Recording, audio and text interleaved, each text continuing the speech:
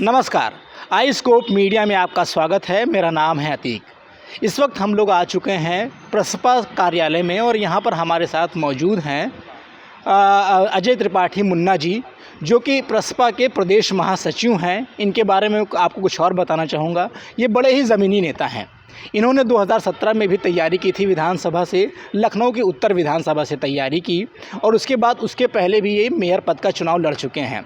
हम इनसे बात करेंगे यहाँ की राजनीति में क्या कुछ चल रहा है। आइए सर, आपका हमारे कार्यक्रम में बहुत बहुत स्वागत है। धन्यवाद। सबसे पहले तो हम आपसे ये जानना चाहेंगे कि आपकी पार्टी का गठबंधन हुआ है समाजवादी पार्टी से।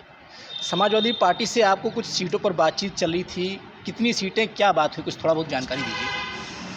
देखिए, प्रगतिशील समाजवादी पार्टी और समाजवादी पार्टी दो अलग अलग पार्टी हैं और उसके बाद दोनों लोगों के पारिवारिक रिश्ते नाते हैं।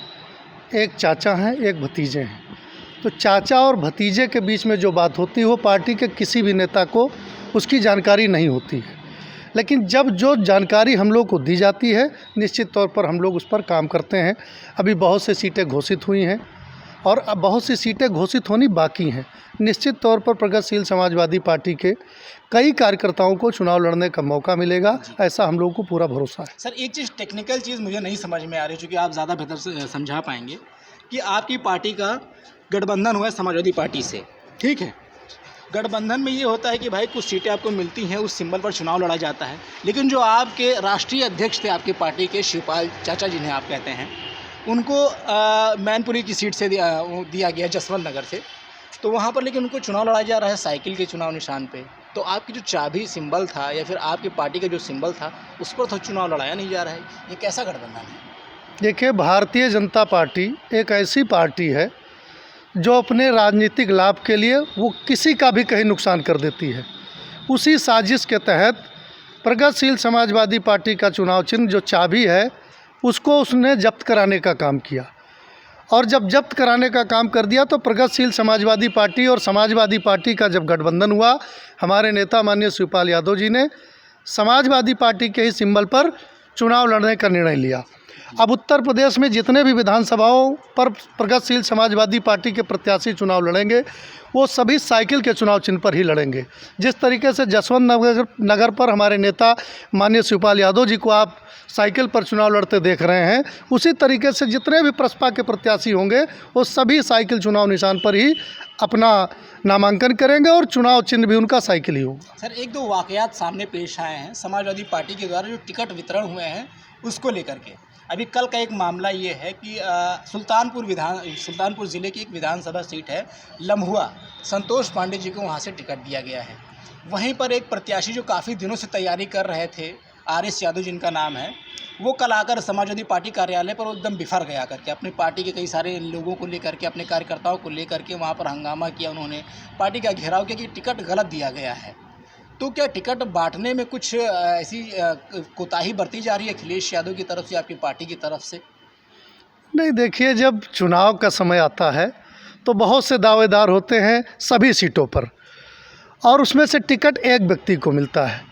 जो पार्टी का जिम्मेदार कार्यकर्ता और नेता है उसकी ये जिम्मेदारी होती है कि अपनी बात अच्छे तरीके से अपने नेता तक पहुंचाए, लेकिन उसको किसी प्रकार का ऐसा कोई कार्य नहीं करना चाहिए जिसे जो विपक्ष में बैठे हुए लोग हैं, जो सत्ता में बैठे हुए लोग हैं, वो हर हाल में समाजवादी पार्टी और प्रगतिशील समाजवादी पार्टी की सरकार को 2022 में रोकना चाहते हैं। उनको मौका मिलेगा उंगली उठाने का। इसलिए हमारा तो अनुरोध है कि चुनाव में बहुत से लोग कैंडिडेट होते हैं, बहुत से लोग टिकट मांगते हैं, लेकिन जब टिकट एक व्यक्ति को मिल जाता है तो बाकी कार्यकर्ता और बाकी नेता मिलकर के उसको चुनाव लड़ाने का काम करते हैं। कोई भी कार्यकर्ता और कोई नेता ऐसा कोई कार्य ना करे जिससे भारतीय जनता पार्टी को इस 2022 में फिर से चुनाव जीतने का मौका मिले। अगर उसको कोई शिकायत है तो अपने नेता से वो सम्मानजनक तरीके से अपनी बात करे और अपनी बात को पहुँचाए। 2017 के चुनावों में घर में फूट पड़ी, लड़ाई झगड़े हुए आपस में और परिवार में दो फाड़ हो गए, चाचा अलग हो गए, भतीजा अलग हो गया। आप लोगों ने एक बड़ा गठबंधन बना लिया, हर ज़िले में अपनी कार्यकारिणी बना डाली, राष्ट्रीय स्तर पर आप लोग उभर कर आए। तो अब जब चुनाव ये करीब आया है, अब आपका गठबंधन हो गया है समाजवादी पार्टी से, तो हम आपसे ये जानना चाहते हैं कि जो इस कार्यकर्ता थे, मतलब जैसे आप प्रसपा से जुड़े हुए हैं, तो जो भी आपके संगठन के कार्यकर्ता थे वो समाजवादी पार्टी में गए हैं, तो क्या उनको वही सम्मान मिलेगा जो पहले मिलता था? क्योंकि कुछ हीन भावना से आपको लोग देख रहे होंगे या अखिलेश यादव की तरफ से आपको उस तरीके से देखा जा रहा होगा, आपको लगता है कि आप संतुष्ट हैं? देखिए, प्रगतिशील समाजवादी पार्टी में जो कार्यकर्ता थे या नेता थे वो अधिकांश समाजवादी थे।